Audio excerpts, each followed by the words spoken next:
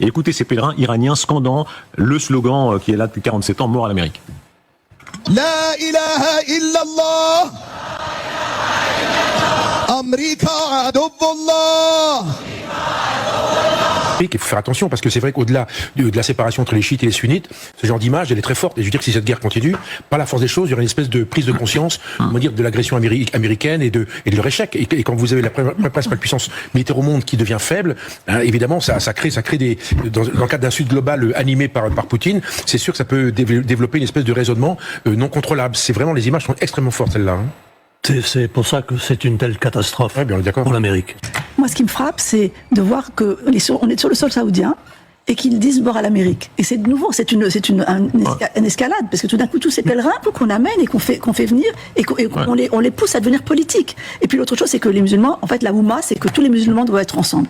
Il y a vraiment... Ça, c'est la théorie, mais entre chiites et sunnites, vous savez bien que beaucoup se détestent. Bien sûr, mais en tout cas, là, il leur rappelle cette espèce d'ensemble, et c'est ça qui est dangereux. Mais c'est surtout qu'en plus, vous l'avez